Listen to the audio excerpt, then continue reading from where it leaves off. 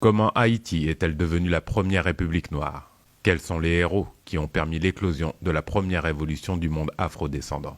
L'émission Politise reçoit le Seychrek Mirekovi, expert savant kémitologue, qui décrypte un pan entier d'une histoire commune qui débute en Afrique et irradie toute la Caraïbe.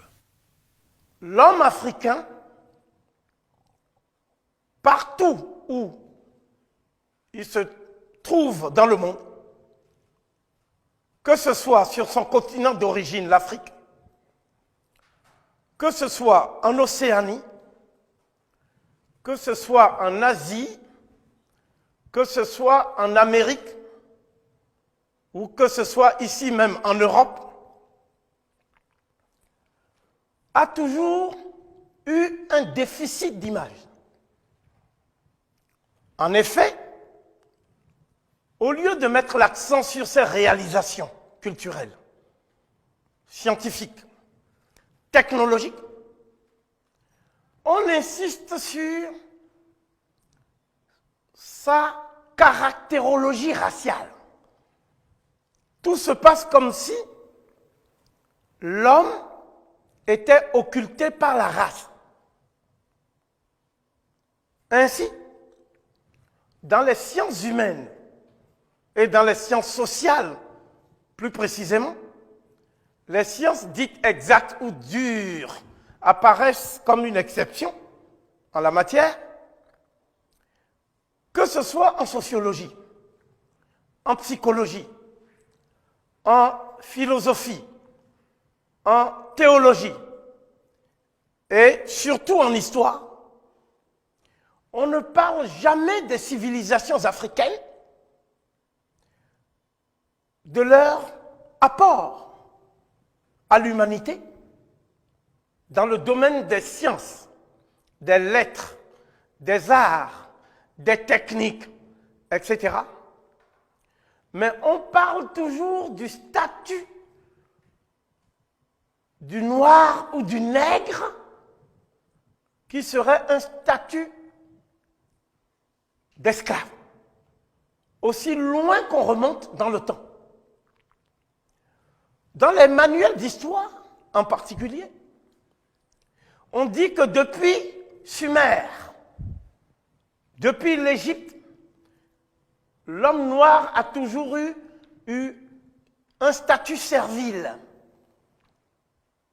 Donc, à partir de ces manuels d'histoire, on a, pour ainsi dire, conditionné des générations et des générations d'êtres humains dans ce qu'on peut appeler l'ambiance de la négrophobie.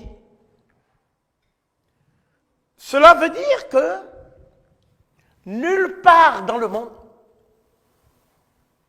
l'Africain, le noir, n'est considéré comme un bâtisseur d'empire, un créateur de civilisation, et encore moins comme quelqu'un qui jouera un rôle quelconque dans ce qu'on peut appeler l'ère de l'exploration spatiale. On nie donc à l'Africain un passé qui soit redevable à son propre travail, à ses propres efforts. On nie un présent qui pourrait être un présent qui permet d'entrevoir l'espoir, et on nie qu'il ait un futur possible. Cela n'a pas toujours été. Parce qu'aussi loin qu'on remonte dans l'histoire, donc dans la préhistoire, l'homme africain a toujours été l'acteur principal de la sédimentation du génie humain. Nous employons à dessein cette métaphore géologique pour suggérer qu'en fait, toutes les couches successives qui sont la matérialisation des acquis de la civilisation dans la conquête que l'homme en a faite, l'homo sapiens sapiens, l'Afrique a toujours été le théâtre de ce que j'appellerais donc l'Odyssée de l'espèce humaine dans l'espace planétaire. Nous commencerons donc par le cycle de la préhistoire pour dire qu'aujourd'hui, il est admis par la communauté des préhistoriens, des archéologues de la préhistoire et des généticiens que c'est en Afrique que l'homme est apparu. On a coutume de dire que Dieu a créé l'homme, mais on ne dit jamais où. C'est en Afrique que l'homme est apparu. Et à tous les stades du processus de l'hominisation, c'est-à-dire depuis les cousins lointains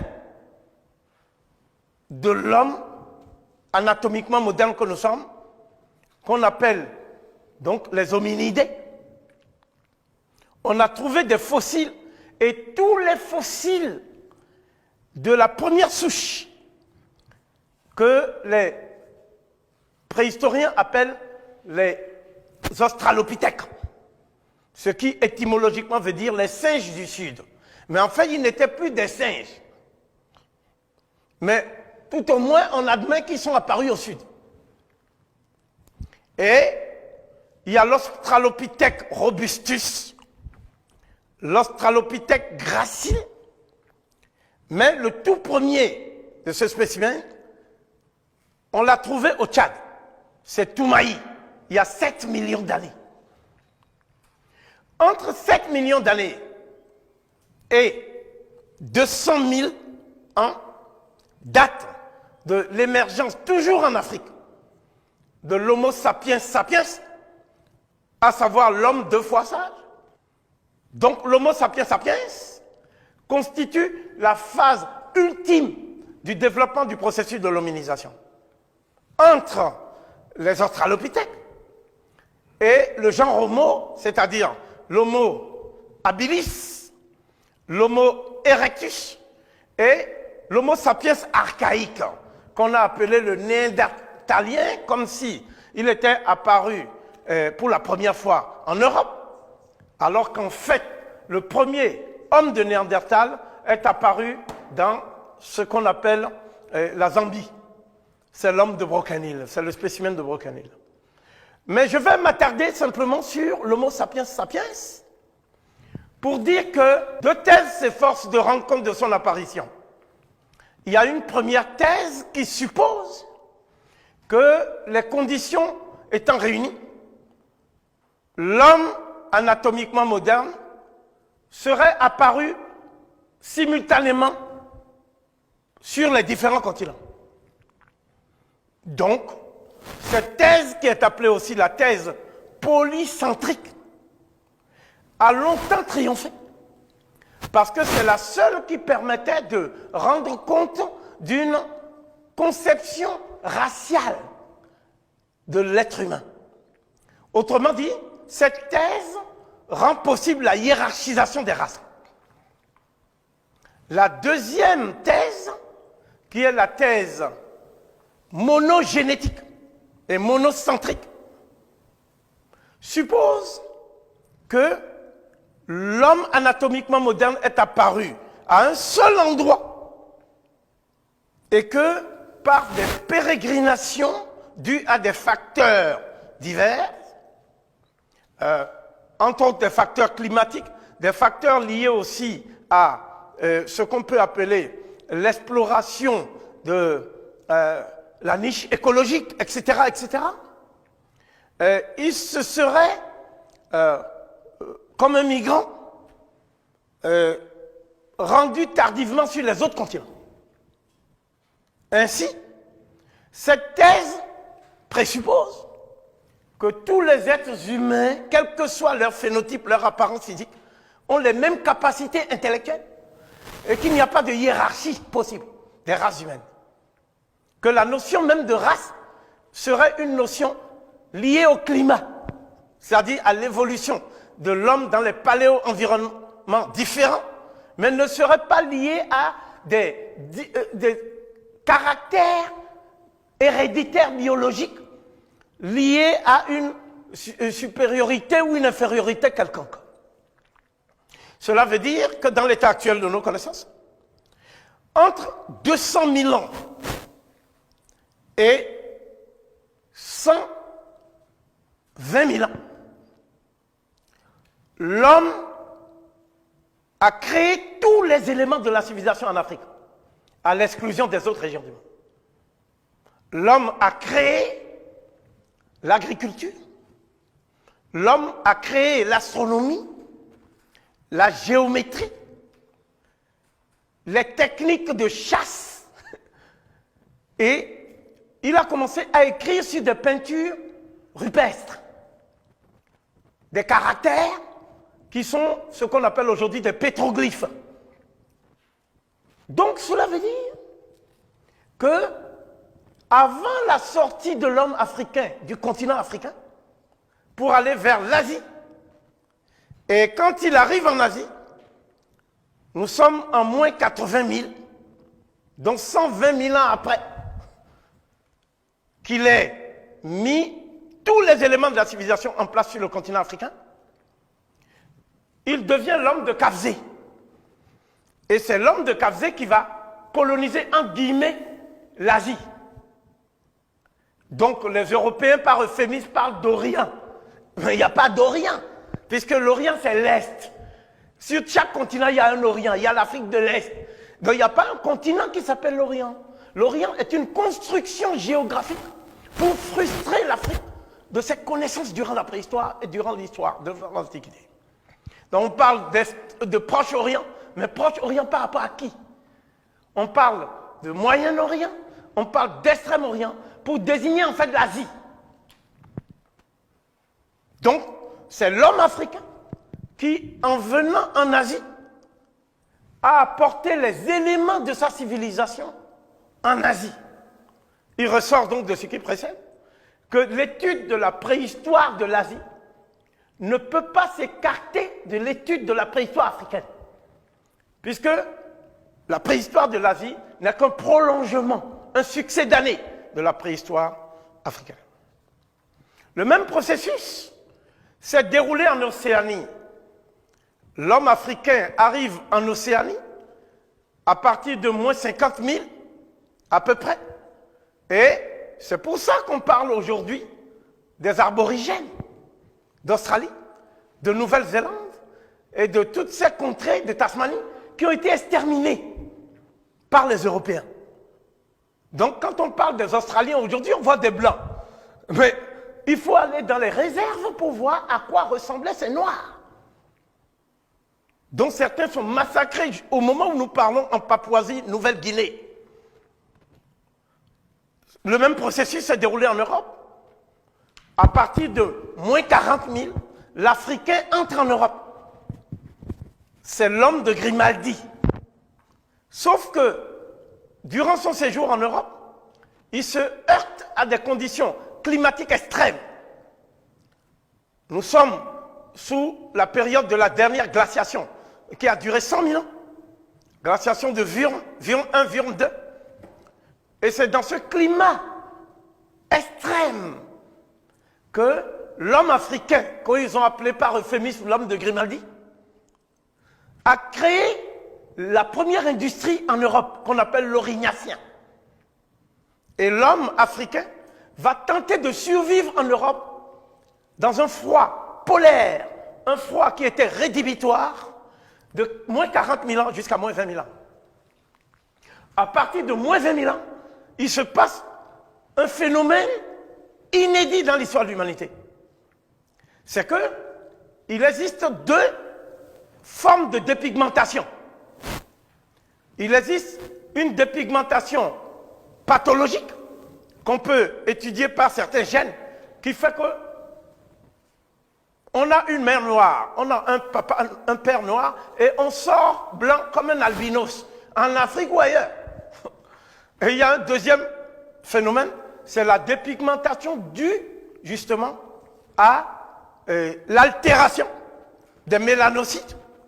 Et les mélanocytes s'altérant progressivement, ce sont les espèces à la peau claire qui sont les plus adaptées dans les climats les plus froids. Donc, l'homme blanc, sous la forme qu'on connaît, est un noir dépigmenté en climat froid, même s'il n'accepte pas. Et il y a moins 20 000.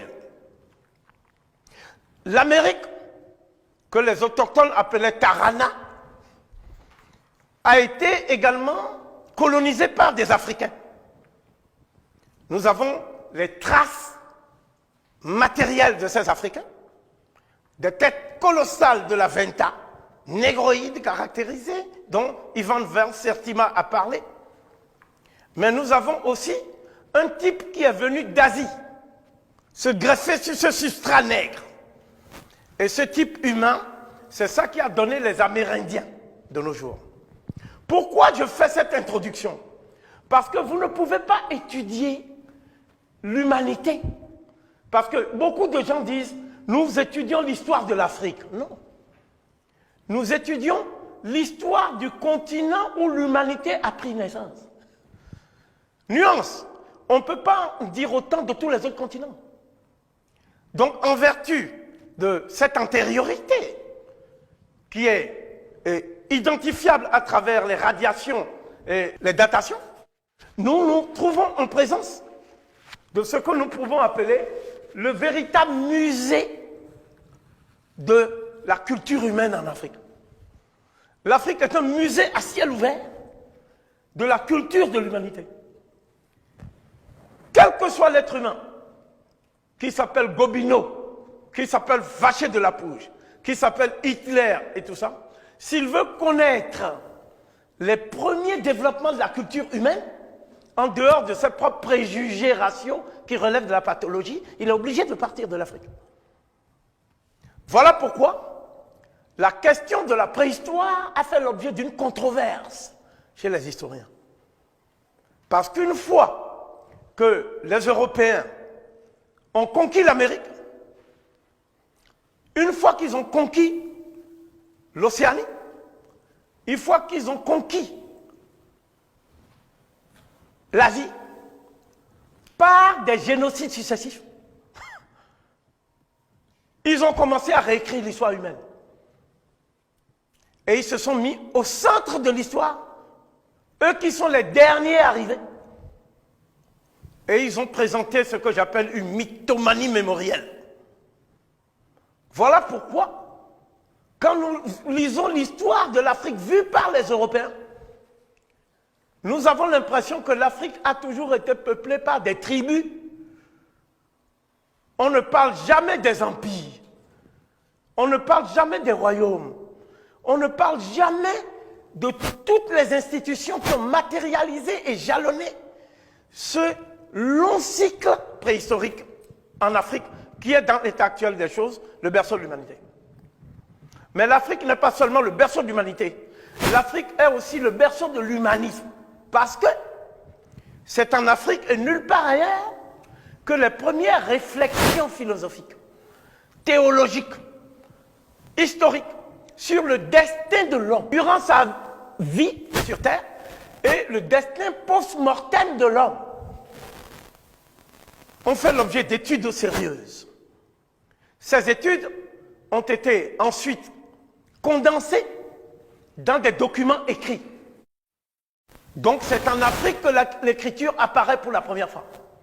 C'est ce qui ressort des travaux de l'école allemande dans les fouilles d'Abydos, et notamment du professeur Gunther Dreyer, qui a publié tous les documents. Ce qui prouve que la tentative de synchronisation de la Mésopotamie avec l'Égypte en matière de découverte de l'écriture est désormais frappée d'obsolescence. Les faits nous amènent à dire que l'Afrique a connu l'écriture 2000 ans avant la Mésopotamie, et donc l'Asie. Cela veut dire que les premiers documents écrits dans l'histoire humaine sont dus aux Africains. Donc, nous entrons dans l'Antiquité, où là, une autre controverse s'invite dans les ouvrages et les manuels qu'on apprend à nos enfants. Cette controverse, c'est l'origine des anciens Égyptiens. Pourquoi cette focalisation autour de l'Égypte ancienne? Parce qu'on s'est rendu compte que tous les témoignages des auteurs de l'Antiquité, les Grecs, les Romains, les Juifs, les Arabes, les Asiatiques actuels, convergent sur un point essentiel, c'est que la civilisation a été transmise par l'Égypte et l'Éthiopie, la Nubie, le Soudan, nabatéen et méroïtique.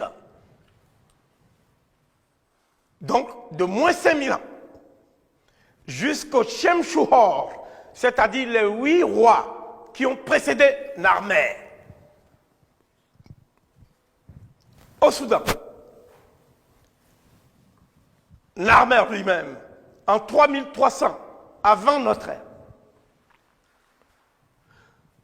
Tout ce que l'humanité compte comme découverte scientifique, ça s'est passé en Égypte, c'est-à-dire dans la vallée du Nil. Donc, à partir du 14 septembre 1822, un jeune polyglotte français, Jean-François Champollion,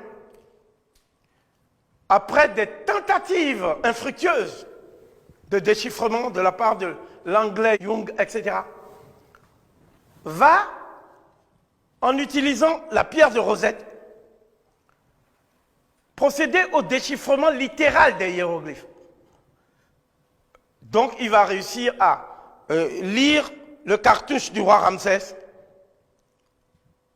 Cléopâtre, etc. Et à partir de là, il va dire que non, la civilisation moderne et la civilisation contemporaine ne sont pas dues aux Grecs. Mais tous les documents que les Grecs n'arrivent pas à expliquer, qu'ils dénaturent, qu'ils travestissent, de Thalès jusqu'à Aristote, trouvent leur éclairage dans les papyrus égyptiens. Donc, si on doit dire les choses sérieusement, c'est l'Égypte et la Nubie qui sont les deux centres névralgiques de la civilisation durant l'Antiquité. Je me résume. Les Nubiens et les Égyptiens de l'Antiquité, auxquels l'humanité entière est redevable, des sciences, des lettres, des arts et des techniques, étaient des Noirs et se sont représentés comme tels sur les monuments qu'ils ont légués à la postérité. Voilà ce que nous disent les Grecs, c'est-à-dire les auteurs classiques auxquels les Européens doivent eux-mêmes leur propre émancipation intellectuelle. Donc, après la mort de Champollion, qui n'a pas eu le temps de faire ce qu'il avait promis de faire dans sa leçon inaugurale au Collège de France, ce collège qui avait été fondé par François Ier. Et cette leçon inaugurale montre que c'est de l'Égypte qu'est parti le souffle qui a animé l'esprit de la civilisation humaine. Par la suite, après la mort de Champollion, son frère aîné, Champollion Figeac, a hérité de ses manuscrits, a hérité de la succession scientifique de ses œuvres. Et entre-temps, un grand savant français qui appartenait à l'école des idéologues, qui s'appelait Constantin François de Chasseboeuf, comte de Volnay, a écrit dans un ouvrage intitulé « Voyage en Égypte et en Syrie » que les Égyptiens de l'époque pharaonique étaient des nègres semblables à tous les naturels de l'Afrique actuelle. Volney écrivait, en considérant les individus de cette race, il parle des Coptes, j'y ai trouvé un ton de peau jaunâtre et fumeux qui n'est ni grec ni arabe. Tous ont le visage bouffi, l'œil gonflé, le nez écrasé. En un mot, un vrai visage de mulâtre. J'étais tenté de l'attribuer au climat lorsqu'ayant été visiter le Sphinx, son aspect me donna le mot de l'énigme. En voyant cette tête caractérisée de nègre dans tous ses traits, je me rappelais ce passage remarquable d'Hérodote où il dit « Pour moi, j'estime que les Colches sont des Égyptiens parce que comme eux, ils ont la peau noire et les cheveux crépus. » C'est-à-dire que les anciens Égyptiens, poursuivent Volney, étaient de vrais nègres de l'espèce de tous les naturels de l'Afrique. Et dès lors, on conçoit aisément comment leur sang, allié depuis plusieurs siècles à celui des Romains et des Grecs, a dû perdre l'intensité de sa première couleur en gardant cependant l'empreinte de son moule originel.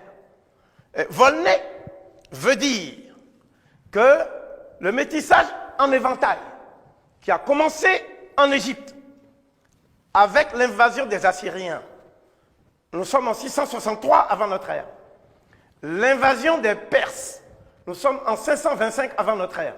L'invasion des Macédoniens, en 332 avant notre ère. L'invasion des Romains, en moins 50, ça a altéré le type humain. Et que le phénomène de métissage est palpable quand on regarde les Coptes de cette époque-là. Donc, conclusion, les anciens Égyptiens étaient des nègres de l'espèce de tous les naturels d'Afrique. Voici la réponse de Champollion-Figeac pour détruire ce fait qui est un fait empirique de méditation. Il dit, la peau noire et les cheveux crépus ne suffisent pas pour faire un nègre. Et la conclusion de Volney est tout à fait forcée et inadmissible. Voilà ce que dit Champollion-Figeac.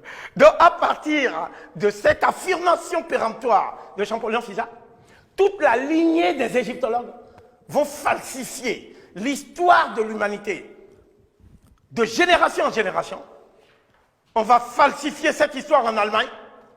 Lepsius et Hermann. On va falsifier cette histoire en Angleterre, Wallis Budge et les autres. En Italie, Rossellini, etc. Et surtout en France. Maspero. Et tous ces auteurs vont falsifier cette histoire. Et cette falsification va durer jusqu'à la parution en 1954 de l'ouvrage de Cheikh Anta Diop. À partir de ce moment-là, deux thèses s'affrontaient. Avant, il y avait le monopole de la thèse des falsificateurs. Deux thèses se sont affrontés dans leur formulation absolue. Je vais donc résumer brièvement la première, je résume la deuxième, et j'en viens à l'histoire d'Haïti. La première thèse, je la résume comme ça, c'est Jean Vercouter qui l'a résumée dans son rapport introductif au colloque qui a eu lieu du 28 au 31 janvier 1974 sur le peuplement de l'Égypte ancienne et le déchiffrement de l'écriture méroïtique. Il y a 20 savants, considérés généralement comme des experts de réputation mondiale, qui étaient donc des égyptologues parmi les plus qualifiés de l'époque, qui ont pris part à ce colloque et à ce débat. Donc, à l'issue des débats, deux Africains contre le reste du monde. Bien sûr, il y avait un Soudanais, mais lui, il défendait les Arabes. Abdelgadir Abdallah, qui est devenu une vedette du colloque. Donc, le problème qui s'est posé, c'est ceci. Cheikh Anta Diop et Obenga défendaient la thèse suivante. L'Égypte pharaonique, par l'ethnie de ses habitants, la langue de ceux-ci, appartient en totalité des balbutiements néolithiques jusqu'à la fin des dynasties indigènes au passé humain des Noirs de l'Afrique. Les autres égyptologues défendaient la thèse que je vais formuler maintenant. À la suite de Elliot Smith et plus anciennement de Sergi, la majorité des égyptologues estiment que la population primitive qui occupe la vallée du Nil égyptienne et nubienne, dès le pré-dynastique et jusqu'à la première dynastie, appartient à une race brune, méditerranéenne ou encore euro-africaine, improprement appelée hamite, Kamites ou encore Chamites, cette population serait leucoderme, donc blanche, même si sa pigmentation est foncée et peut aller jusqu'au noir dès le prédynastique. Voilà la deuxième thèse. Donc, d'un côté, il y a la thèse selon laquelle les anciens Égyptiens responsables de la civilisation pharaonique étaient des noirs à peau noire. De l'autre, la thèse selon laquelle les anciens Égyptiens responsables de la civilisation pharaonique étaient des blancs à peau noire. Mais dans les deux cas, ils sont tous de peau noire.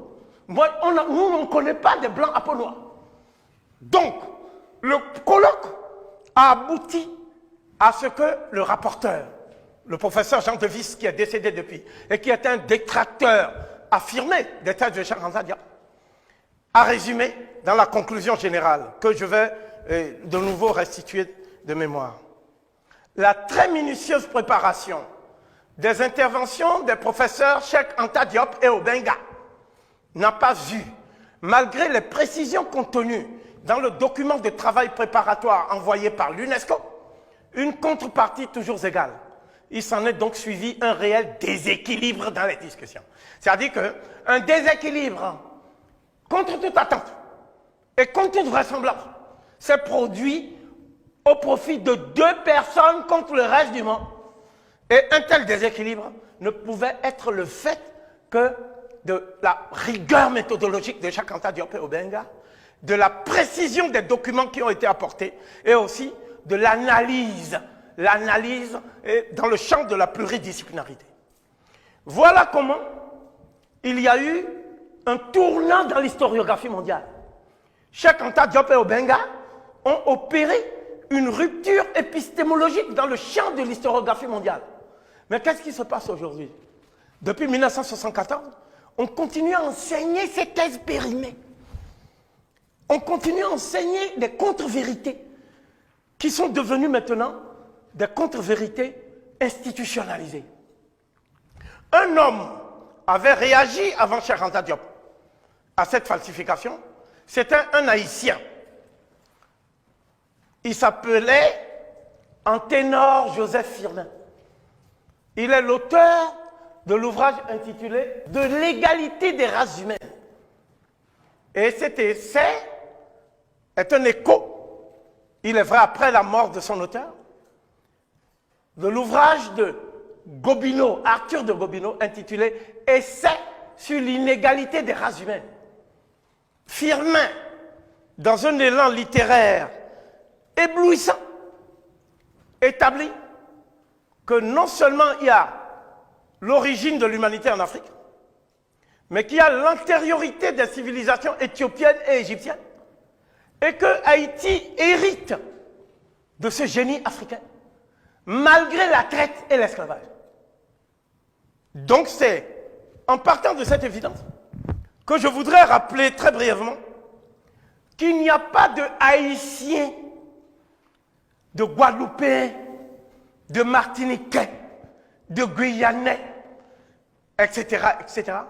Mais il y a des descendants d'Africains déportés. Il y a des Afro-descendants, des descendants d'Africains déportés. Une fois là-bas, ils ont survécu. Et ils ont survécu en apportant aux Africains l'amour de l'Afrique. Pendant qu'on leur parlait tout le temps de l'Afrique comme un enfer sur terre, ils sont revenus vers l'Afrique pour donner aux Africains l'amour de l'Afrique. J'ai dit ils, qu'il me soit permis de les citer. Ce sont les 5 mousquetaires. Le premier, je l'ai cité, c'est un Haïtien, Anténor Joseph Firmin. C'est lui qui, le premier, a lancé l'idée de la nécessité de créer les États-Unis d'Afrique. Le deuxième, c'est un Haïtien, le lieutenant de vaisseau Benito d'Artagnan Sylvain. Lui, il est parti en Éthiopie pour apporter là-bas la stratégie militaire, la guerre asymétrique, pour empêcher que l'Éthiopie ne soit colonisée par les Italiens. Le troisième, c'est un Trinidadien, Henry Sylvester Williams. Il est parti et il a apporté là-bas aux Africains le combat juridique pour pouvoir récupérer les terres qui avaient été spoliées depuis Berlin par les colons. Le quatrième, c'est un Africain américain qui s'appelle Martin Robinson Delaney. Et lui, après la guerre de sécession, il a organisé les Noirs pour pouvoir justement créer une légion pour libérer les Noirs américains qu'on maintenait en esclavage dans le sud des États-Unis, n'est-ce pas? C'est la fameuse guerre de sécession. Mais aussi pour les emmener en Afrique comme un détachement pour libérer l'Afrique.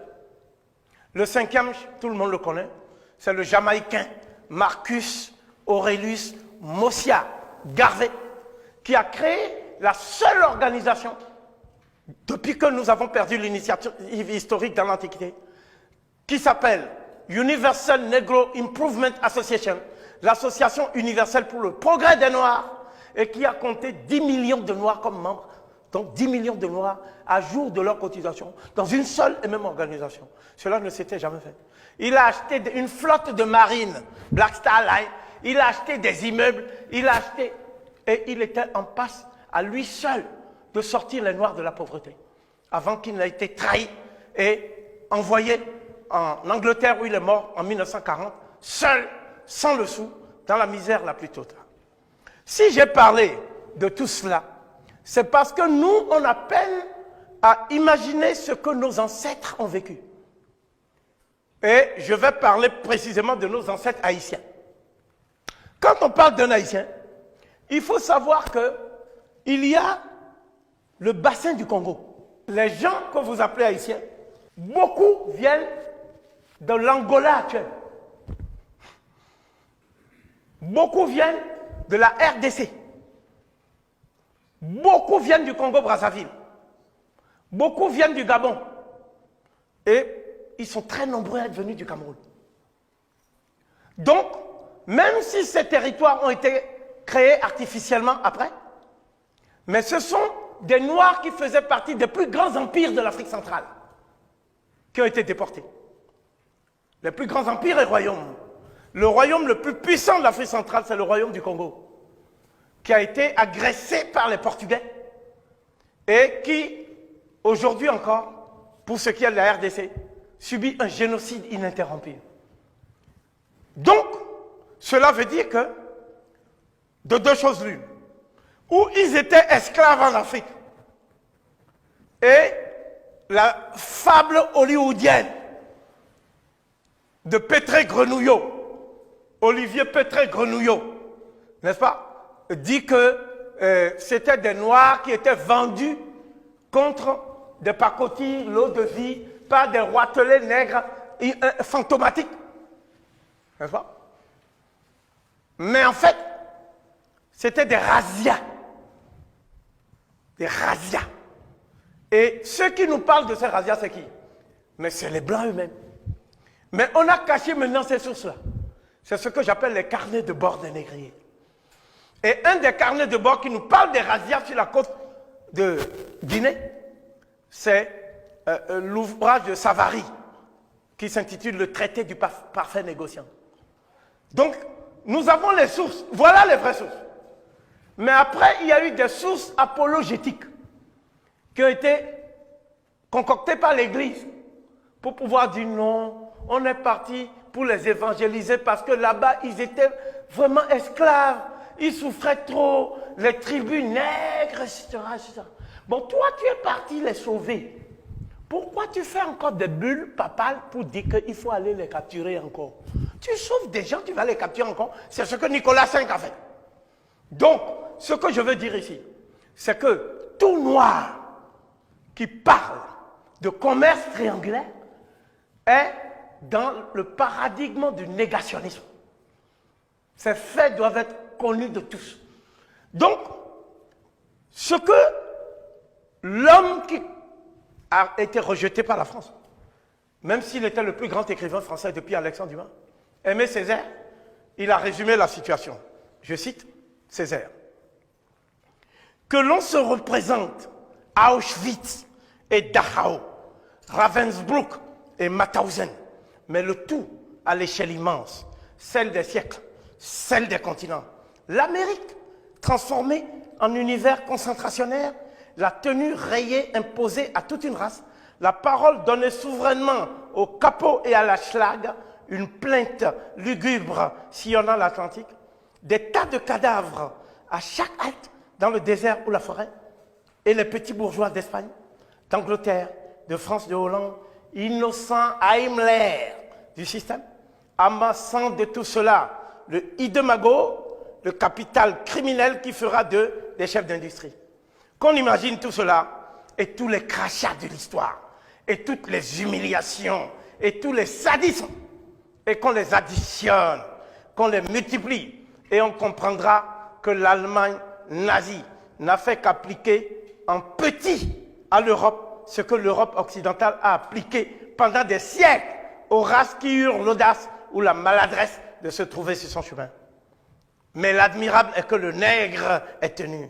Beaucoup mourraient, les autres tenaient. Comment?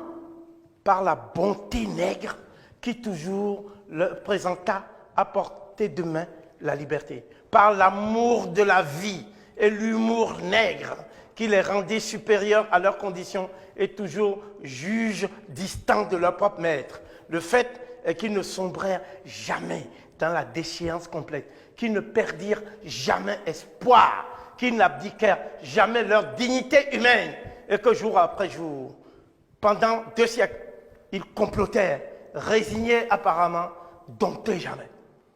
Et où est-ce que le nègre a relevé la tête? Au Brésil, dans le Quilombo de Palmarès. C'était avant Haïti. Ça, c'est des nègres Congo qui l'ont fait. Et où est-ce qu'il a ensuite levé la tête? En Haïti, dont je viens de vous parler, des liens généalogiques étroits avec le bassin du Congo. Il reste le golfe de Guinée.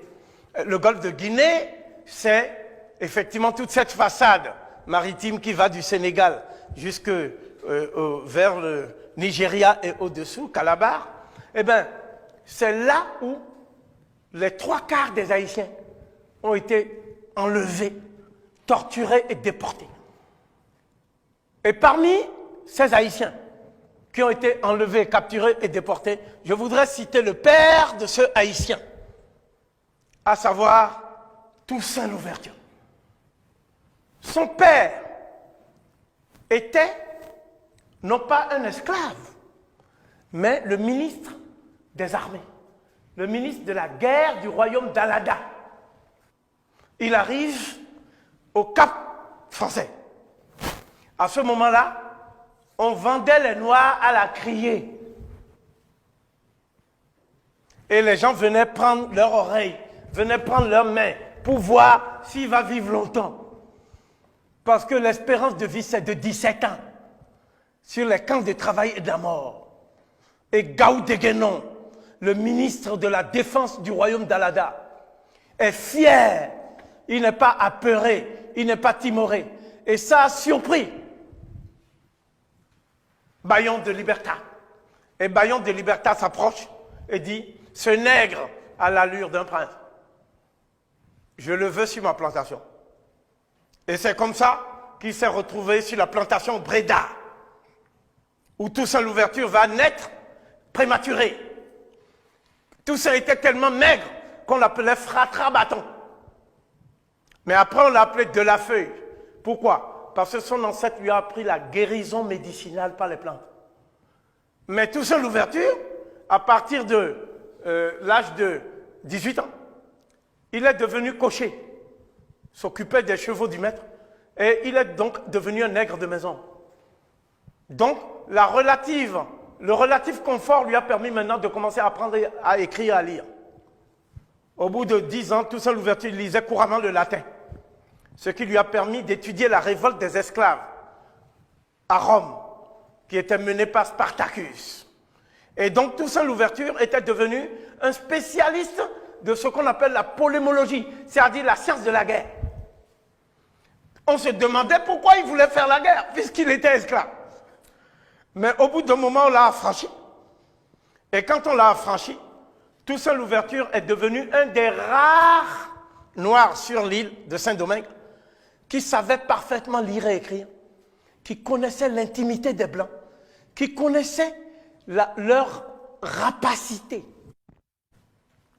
Donc Toussaint avait fait une étude psychologique du blanc. Et il en avait déduit que le blanc était un colosse aux pieds d'argile qui jouait aux chiens enragés. Donc, tous en l'ouverture faisaient partie des noirs les plus favorisés. Parce que sur la plantation, il y a d'autres noirs qui entraient dans le jeu pervers du blanc. Il y a les nègres fouettards. Les nègres fouettards sont des nègres à qui on donne le fouet pour fouetter les autres nègres. Et quand tu fouettes bien, là le blanc dit non. Toi là, on va te donner encore un peu de confort. Mais il était détesté sur toute la plantation. Il y avait les nègres étalons. Ce sont les nègres à qui on donnait du bois bandé et du rhum. Et on leur dit de féconder 5 négresses dans la journée pour faire des petits négrillons qui deviendront à leur tour des esclaves. Donc ces nègres étaient détestés de toutes les femmes de la plantation. Donc la haine du nègre contre le nègre s'est invitée sur la plantation. Donc une plantation pour moi, c'est un camp de travail et de la mort, mais surtout un laboratoire de la haine du nègre contre le nègre. Un laboratoire expérimental. Ce qui est intéressant, c'est que beaucoup de Noirs arrivaient à être complices des Noirs qui sont des gardes-chioum. C'est comme ça qu'on les appelle. C'est-à-dire les Noirs qui devaient empêcher les autres Noirs de fuir. Et des fois, ils les laissaient fuir. Parce que c'était une solution pour protéger leur fuite future. Donc, beaucoup se sont retrouvés au Morne Rouge que j'ai visité. Et là-bas, nous sommes en 1791. La traite a commencé en 1444. C'est l'époque où les Portugais capturaient les populations des îles Canaries qu'on appelle les Guanches, qu'ils ont génocidées avant de génocider les Amérindiens. Toutes les populations des îles Canaries ont été génocidées. Donc, nous sommes en 1791. Les Noirs étaient là depuis un certain temps, mais les autochtones de Haïti, que Christophe Colomb va appeler la petite Espagne, Hispaniola, ils ont été génocidés. C'est les Taïnos. Et les derniers survivants se sont mis avec les Noirs pour se révolter. Donc, il existe une solidarité, une fraternité de combat contre les Amérindiens et les Noirs africains. C'est cela que perpétue Hugo Chavez, dont les parents sont amérindiens et noirs. C'est de cela que nous parle Rosa Amelia Plumel Uribe dans son célèbre ouvrage « La férocité blanche ». Elle-même, elle est métisse d'Amérindiens et de Noirs, c'est-à-dire les génocides occultés. Il ressort donc de ce que je viens de dire qu'en 1791, la France considérait que le poumon de sa puissance économique, c'est Saint-Domingue. Donc c'est Haïti. Donc, les Haïtiens travaillaient de 6 h du matin à minuit, sans s'arrêter. Il y avait juste 2 pauses pour aller. On appelle ça la pause pipi et la pause manioc. C'est tout. Et ils étaient maigres. C'est-à-dire que quand on te montre un être humain de 17 ans, tu as l'impression qu'il a 85 ans. Tellement on a exploité les Haïtiens. Donc le peuple haïtien a compris que ceux qui étaient à l'abri de l'exploitation, c'est ceux qui étaient les Mounkam. C'est le vrai nom. Ce n'est pas marron. Marron vient de l'espagnol cimarrones, qui veut dire les fugitifs. Ces gens n'étaient pas des fugitifs, c'était des guerriers. Les Mounkam. Voilà pourquoi en Haïti, il y a une devise qui dit « Tout monde c'est moun ». Ça dit « Tout homme appartient à l'humanité. Tout homme est un homme ».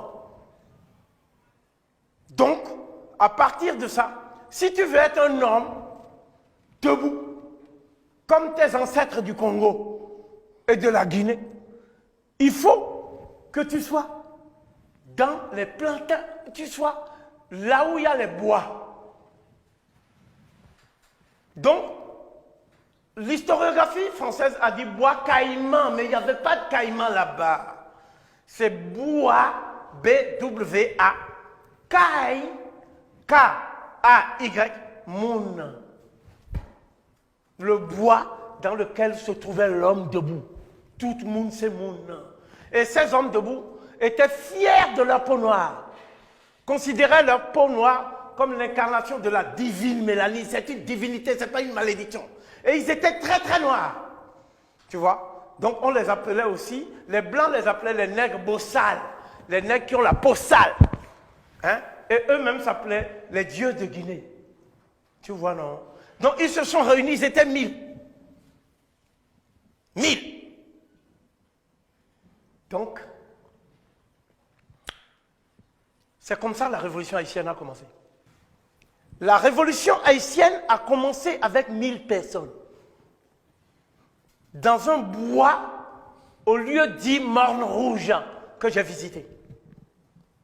Donc, cette révolution a commencé par une cérémonie que j'appelle la cérémonie de régénération et de purification. C'était une cérémonie Ewa-Odou, c'est-à-dire vaudou. C'est-à-dire qu'une telle cérémonie ne pouvait pas exister si ce n'était pas des initiés qui faisaient, qui conduisaient. Donc il y avait 2 initiés qui conduisaient la cérémonie. Une qui a commencé le 14 août 1791 à 6 h du matin. Elle s'appelait Afa Ntou Iman, qu'aujourd'hui ils appellent Fatiman. Et certains disent si elle n'était pas musulmane. Non, non, non, non, non, non, non. Il ne faut pas dire de fadaises devant Covid. C'est notre sœur dont le père était un mulâtre. Elle a été initiée par sa mère. Et sa mère était une princesse Yoruba. Une princesse Yoruba, mais là-bas c'était en fait le concentré de 2 cultures. La culture de l'Afrique centrale et la culture de l'Afrique de l'Ouest. Donc, c'est elle qui a commencé la cérémonie. La cérémonie s'est déroulée en 4 grands moments, en 9 jours. Puisque la cérémonie s'est terminée le 22 août 1791 à 6 h du matin. Et au cours de la cérémonie, on a commencé par un bain rituel. C'est ce qu'on appelle le baptême par immersion. C'est comme s'il retournait dans le Noun, ou le feu sacré pour se purifier. Parce que le contact physique même avec le blanc a créé un effet d'impureté. Il fallait que le corps soit purifié, la purification des corps dans un bain de jouvence. Ensuite, ils se sont réchauffés autour du feu. Et ce feu-là, ils le portent au moment de la retraite au flambeau. Tous les 1000 avaient 1000 feux. Portaient, sont réchauffés. Parce que le froid équivaut à l'oppression. L'excès de froid, c'est l'aspect d'oppression infligée au corps. Ils se sont réchauffés, ce qui a fait qu'ils se sont mis ensemble. La 3e étape, c'est qu'ils se sont mis ensemble en position de scribe accroupi pour respirer, inspirer, aspirer. Parce que l'étouffement de la respiration, c'est ça sur les plantations. Il faut s'oxygéner. Ce sont des techniques qu'on fait dans les sports de combat. Et enfin, ils ont pris une motte de terre qui est venue du Ghana, qui est venue du Congo. Et chacun a pris cette motte de terre, on a écrasé, on en a fait de latérite, et les gens ont pris. Voilà pourquoi vous avez l'ocre rouge. Ils mettent l'ocre rouge. Hein, c'est la terre, s'induire de la terre des ancêtres. C'est le dieu Khnum qui faisait ça en Égypte. C'est le dieu potier d'éléphantine qui vous fait prendre la terre glaise. Ça a été même repris dans la Bible. À l'issue de cette cérémonie, un homme a pris la parole. C'est le Hunga Abokiman, Boukman, qu'on appelle Boukman Douti. C'est un Ashanti, venu en Jamaïque, mais qui a été initié Et quand tu es initié, tu es détenteur de la science sacrée des ancêtres, tu t'appelles Rougan. Quand tu es du Bénin ou de Ashanti. Mais quand tu es chez les Dogons, tu t'appelles Rogon. Mais c'est le même mot. Rougan, Rogon, tout ça. Bon, donc, ce que je veux signaler ici, c'est que quand on fait la spiritualité, ce n'est pas pour s'enfermer dans une case en disant qu'on est en train de prendre des amulettes. Et à partir des amulettes, ce n'est pas ça. La spiritualité a pour finalité ce qu'on appelle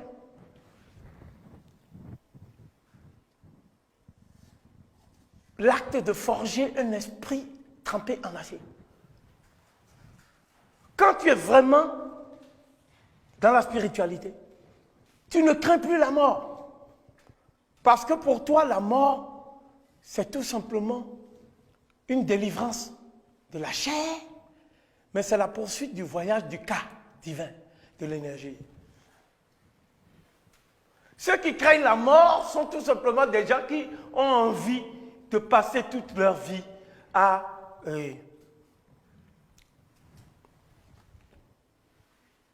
déféquer, forniquer, manger, etc. Et ils sont attachés à ça. Ce sont des gens qui ont le vide, vacuité ontologique, c'est des vides de l'être. C'est des jouisseurs, des épicuriens. C'est ça que compte le blanc pour nous faire renoncer au combat. Qu'il faut donner un peu à manger aux uns et aux autres. Et quand ils font bombance, ils ne pensent qu'à leur nature animale. Non. Il s'agit d'élever l'homme du stade de l'animalité vers le stade de la divinité. C'est de ça qu'il s'agit. Donc c'est l'élévation du cas divin. C'est ça la spiritualité. Donc la spiritualité est la meilleure manière de se préparer au combat pour une humanité qui soit sous l'emprise de la marque. C'est ça la spiritualité. Ce n'est pas la peine d'inventer d'autres spiritualités pour prendre de l'argent après. Bon, donc, à partir du moment où nous posons ce problème, je voudrais dire maintenant que s'il n'y avait pas eu cette cérémonie du bois caïman, il n'y aurait pas eu de révolution haïtienne. J'attire votre attention sur le fait que une révolution n'est pas possible s'il n'y a pas un facteur spirituel déclencheur. Donc, toutes les révolutions, même la révolution chinoise, tout ça, ont été d'abord une révolte de la spiritualité. Bon, donc, à partir de ce moment-là, les gens ont dit, nous allons former une armée de 1000 personnes. Et cette armée va aller directement mener le combat là où il y a les plantations. Donc il ne doit plus y avoir une plantation où le noir est esclave. Qu'est-ce qui leur a inspiré ça? C'est le serment de Boupin. Nous allons reproduire le serment in extenso en créole haïtien. Et vous allez voir que il dit que le bon Dieu qui se cache derrière les orages, le bon Dieu qui se dissimule derrière le soleil, c'est ce bon Dieu qui protège les gens du bois caïman. Et que le Dieu des Blancs est un Dieu assoiffé de sang. Et que le vrai combat aura lieu, comme on dit, la vraie bataille sera la bataille entre les deux dieux. Et avec leurs différentes escortes, c'est-à-dire les messagers de Dieu qui sont dans le ciel, que les autres appellent les archanges, les anges, mais nous on les appelle les orishas. Et nos ancêtres les appellent les Néterou. Donc, une des orishas s'appelle Sakamatu Sekhmet.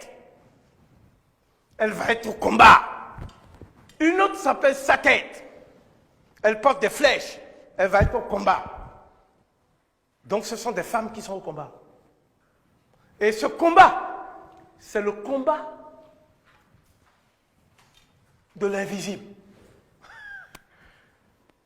On ne peut pas voir ce combat si on n'est pas initié.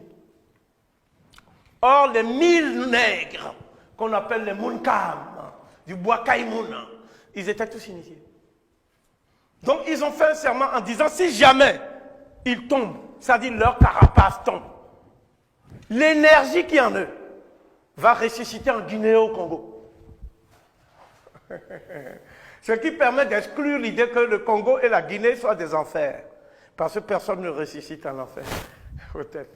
Donc, à partir de ce moment-là, ça veut dire que c'est l'amour de la terre d'Afrique qui a fait qu'ils ont tenu dans l'enfer de la Caraïbe.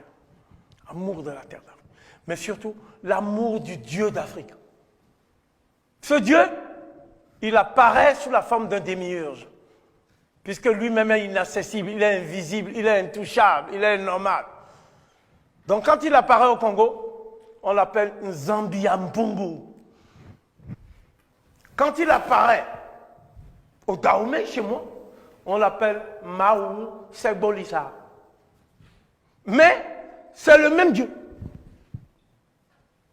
C'est le même Dieu que certains appellent Ama, d'autres Imana, d'autres Omoni, d'autres Amonre, ainsi de suite. Olodumare, les Yoruba disent Olodumare. Donc, ça veut dire quoi? Ça veut dire que l'homme sur terre, il ne doit pas attendre que Dieu le sauve dans un paradis qui est dans le ciel. Il doit se battre, parce que même Dieu se bat. Même Dieu se bat. Ce qui se passe là-bas, c'est le combat entre Maat et Isfet. Notre maman Maïté et notre maman Asafatou. C'est le combat entre Ra et Apophis. C'est le combat entre Seth et Horus. C'est le combat entre les 9 arcs, c'est-à-dire les 9 peuples ennemis héréditaires de la Mat et par conséquent de la race noire. Et les Kemiou et Kemou. Kemiou, ça veut dire ceux du pays noir. Ceux qui appartiennent au pays noir. Les Kemou, c'est les noirs, c'est les mêmes mots. L'un, c'est un adjectif de relatif, de relation. L'autre, c'est un adjectif qui identifie. Donc, cela veut dire quoi? Cela veut dire que le 23 août 1791, toutes les plantations sont en flammes. C'est un spectacle apocalyptique qu'on voit à Saint-Domingue. Et tous les Noirs qui voient qu'il y a des flammes commencent à venir avec les insurgés. Et tout Noir qui refuse de venir, qui préfère rester esclave, hein, il est massacré. Et tout le Coderme qui refuse de quitter la plantation est massacré. Donc on a caché ça en France. On n'a pas dit, on voit les gazettes du 24 août. On ne dit rien. On ne dit pas que Saint-Domingue brûle. On ne dit rien. Mais le roi sait. L'entourage du roi sait. Tout le monde est au courant. Voilà pourquoi ils vont créer ce qu'on appelle un subterfuge juridique. En disant que on va abolir l'esclavage. Voilà. Les esclavagistes disent, faisons croire aux nègres qu'on va abolir l'esclavage, comme ça ils vont cesser de se battre. C'est ça qu'on appelle la première abolition. Mais en fait, les Noirs même n'avaient pas le temps de savoir si on a fait une abolition, ils se battent seulement. Donc, à un moment donné, qu'est-ce qui s'est passé? Il s'est passé que la France a dit, il faut déclencher l'état d'urgence. Ça faisait déjà 10 jours que le combat avait commencé. Donc, qu'est-ce que les Noirs ont dit? Il y avait 2 groupes de Noirs. Il y a les Noirs qui ont dit, il faut épargner la vie des femmes blanches, des enfants et des Blancs qui sont prêts à donner ce qu'ils ont volé aux Noirs, à commencer par les terres. Ça, c'est Toussaint Louverture. Parce que Toussaint Louverture a dit une chose.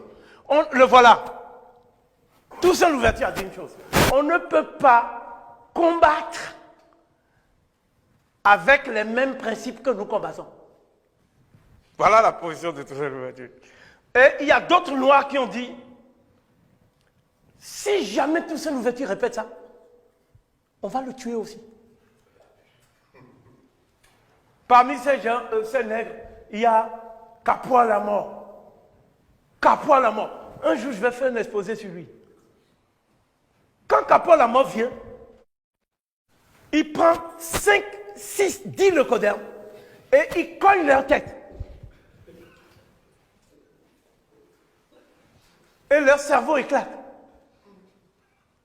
Donc tous les leucodermes demandent, est-ce que Capois la mort est là? On dit non. Si on dit qu'il est là, il fuit. Capois la mort, quand il attrape un noir qui a trahi les noirs, il fait la même chose. Donc il a dit, il n'y a pas de différence de traitement entre un blanc qui tue les noirs et un noir qui aide les blancs qui tuent les noirs.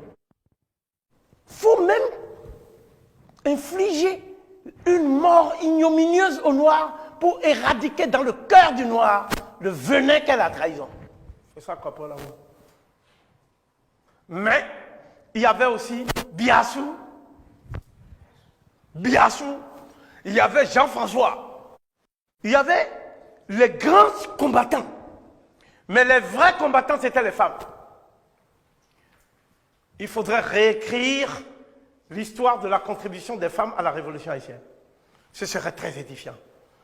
Mais le fait le plus important, c'est que Toussaint Louverture, au bout de 15 jours de combat, est obligé de sauver sa vie. Sous la menace d'être exécuté, Toussaint Louverture rejoint l'armée des insurgés.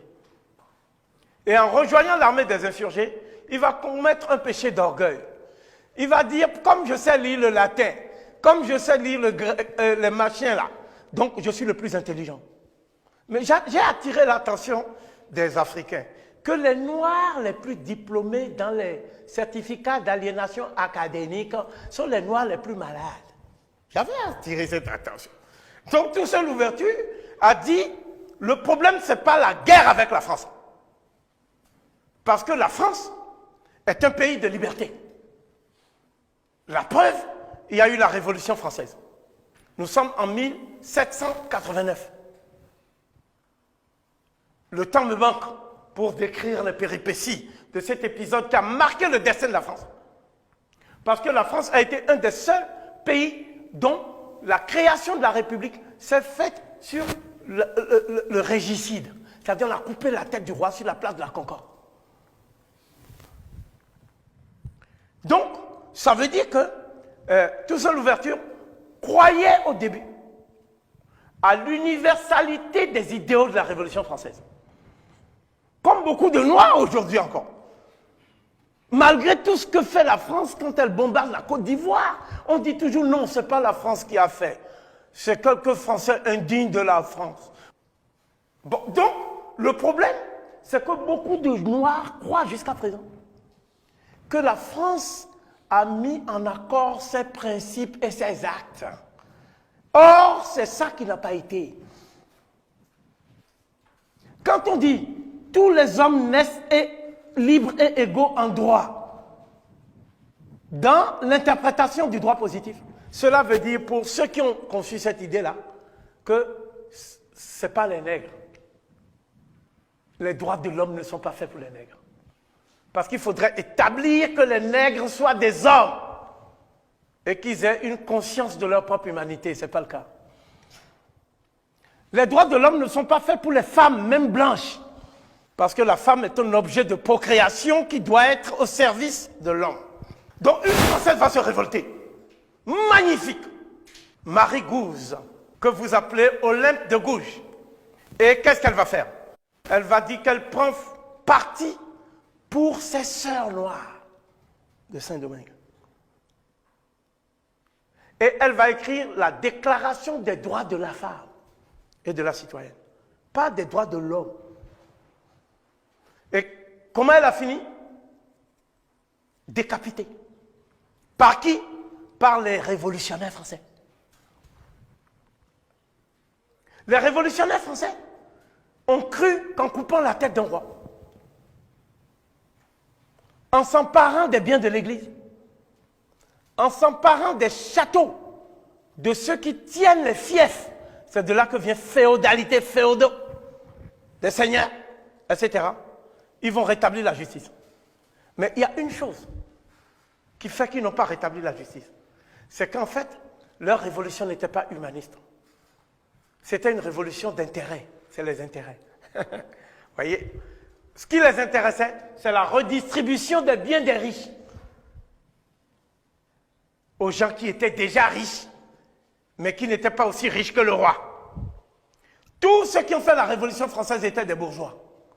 C'est-à-dire des gens qui habitaient les villes, les bourgs. Mais ceux qui ont été frustrés dans la Révolution française, c'est ceux qui l'ont inspiré, les paysans, qui étaient donc dans le mouvement qu'on appelle le mouvement de Gracchus Babeuf, le babouvisme. C'est ça qu'on ne vous cache. Quand vous lisez l'histoire de la Révolution française de Soboul, quand vous lisez l'école de la Révolution française de Michelet, on ne vous parle jamais des paysans. Quand on vous parle des paysans, c'est pour dire que c'est des réactionnaires qui étaient en Vendée et qu'on est parti écraser, comme on a écrasé les Chouans. Donc quand nous parlons d'histoire d'Afrique, ça n'exclut pas l'histoire de France. Oh, justement, quand on parle de l'histoire des Noirs qui vivent en France, sans les prendre pour des migrants cosmopolites et mendiants, quoi qu'il en soit, en mettant ces gens en lumière, ces étoiles noires, qu'en suivant mon vaisseau spatial, nous allons explorer leur galaxie. Nous allons éclaircir toutes les zones d'ombre de l'histoire de France. Donc nous ne faisons pas une histoire contre la France. Nous faisons une histoire qui soit la réhabilitation de la mémoire collective de toutes les composantes du peuple français. Voilà pourquoi on nous combat. Voilà pourquoi on ne nous invite jamais à la télévision. Qu'il y a un dispositif d'isolement et une censure autour de notre personne depuis maintenant 38 ans. Et nous en sommes fiers. Parce qu'il y a tout de même des ouvertures, il y a tout de même des brèches. Ce sont les réseaux sociaux. Donc cela veut dire quoi? Cela veut dire que si vous voulez comprendre la révolution haïtienne, il faut connaître la révolution française.